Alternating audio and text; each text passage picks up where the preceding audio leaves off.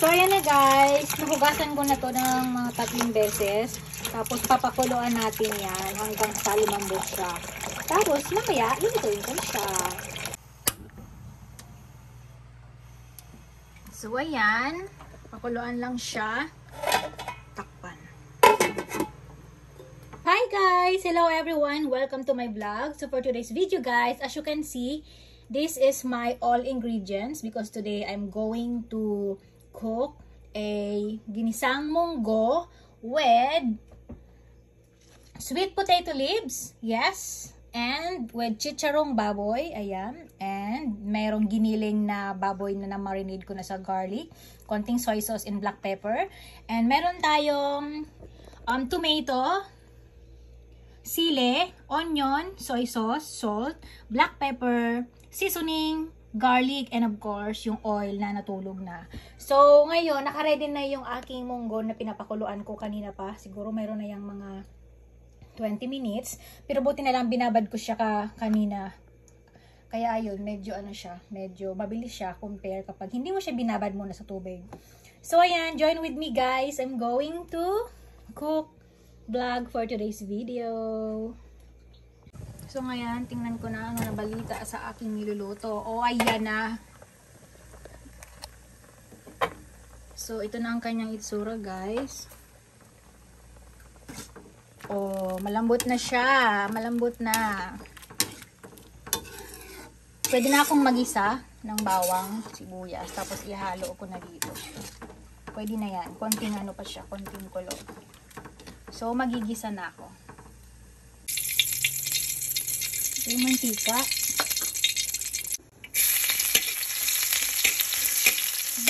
Bawang guys! Next, ilalagay ang sibuyas. So, this is version ko guys ha. Kanya-kanya tayo ng way kung paano magluto ng munggo.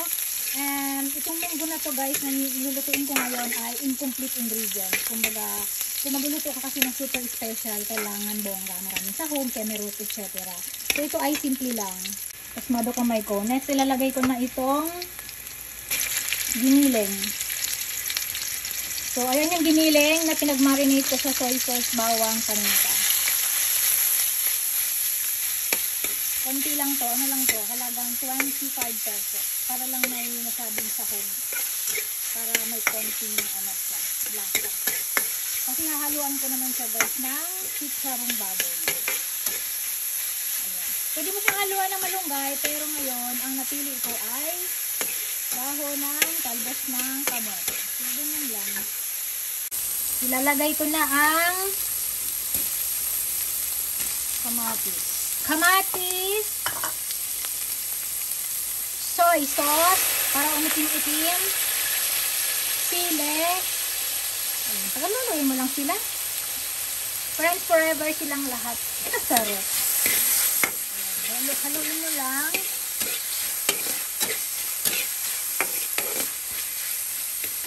So, okay na yan. Ngayon, maglalagay na tayo ng ano,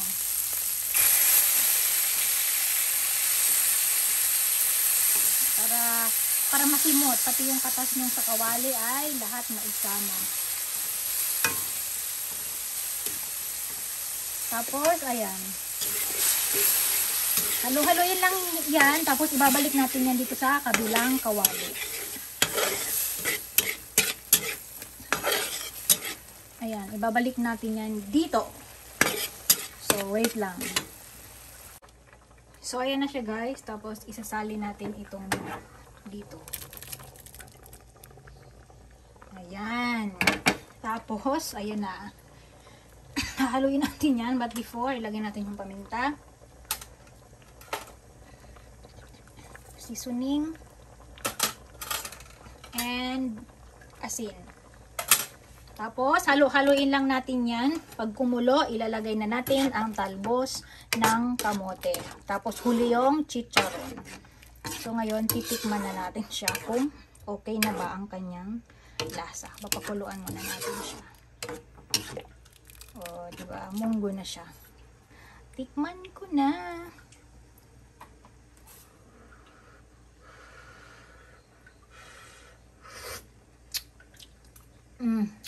Voila. It's so delicious, guys! My goodness! So, ayan guys. Ilalagay ko na siya. Ito munang dahon. Ayan. This is sweet potato leaves. Sweet potato leaves, guys. This is very healthy. We all know that. So, yeah. That's the sweet potato. And I'm going to mix it just like this. Just like that. And let it boil for 1 minute. And that's it. Luto na siya. See? Oh my goodness. Very delicious, guys.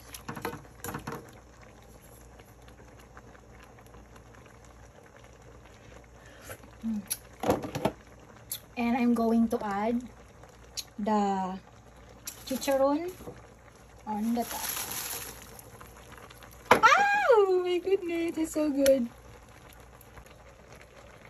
So this is almost done, guys.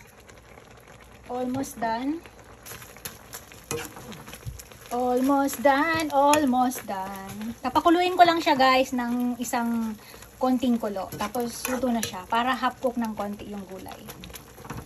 So natikman ko na. Everything is good. Tastes good. A little bit spicy, creamy, and of course, so delicious, guys. So this is one of traditional Filipino food. Very simple, easy to make, and of course healthy. This is mung bean. Mung bean. Mung bean, mung bean. So let me taste it for the final touch. Kasi kailangan mo siyang malasahang may chicharon.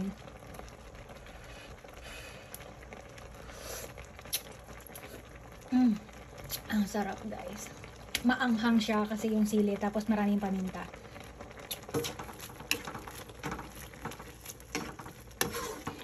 So guys, let's eat na. Luto na, tapos na. So anyway guys, that's it my vlog for today's video. Ginisang munggo, Myra version. Anyway guys, thanks for watching and see you on my next vlog. Bye guys. Love, love.